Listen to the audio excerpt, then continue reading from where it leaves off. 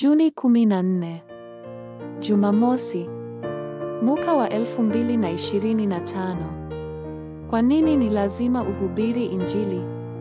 Watu ambao Roho Mtakatifu wa Mungu hufanya kazi kwa nguvu kupitia. Marko 16:17 hadi 18. Na ishara hizi zitafuatana na hao waaminio: kwa jina langu watatoa pepo, watasema kwa lugha mpya, watashika nyoka kwa mikono yao, hata wakikunywa sumu ya kufisha haitawadhuru hata kidogo, wataweka mikono yao juu ya wagonjwa nao watapata afya.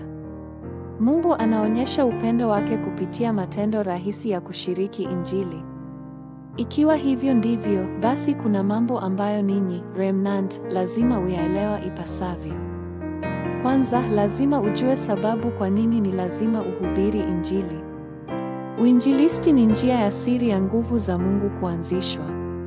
Kama matokeo ya hili, Shetani amefungwa. Pia, hii ndiyo njia pekee ya kubadilisha ulimwengu na ni kazi ya kuandaa taji ya ufalme wa Mungu.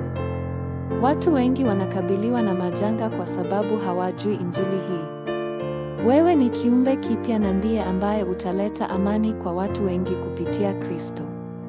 Lazima ushiriki Injili hii kama mlinzi. Ikiwa sivyo, kutakuwa na matokeo. Ikiwa unaona aibu kwa ajili ya Injili, utakabiliwa na aibu mbele za Mungu na malaika.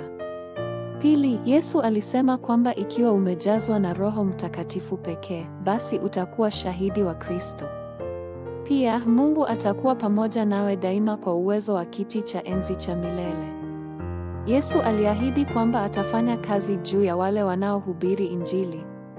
Wale wanaohisi furaha ya wokovu na kupata uzoefu wa Bwana aliyefufuka kila siku ni wale ambao Mungu hawezi kujizuia kuwatumia.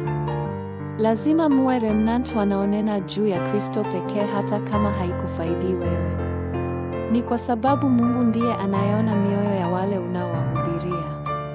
Toa changamoto ya kuwa remnant ambaye anawasilisha upendo wa Mungu. Ombi la leo: Mungu Baba, kama nijuavyo sababu kwa nini ni lazima nifanye uinjilisti, nisaidie kuwa mwinjilisti remnant anayejua kazi za Roho Mtakatifu. Ninaomba katika jina la Bwana Yesu Kristo aliye hai. Amen.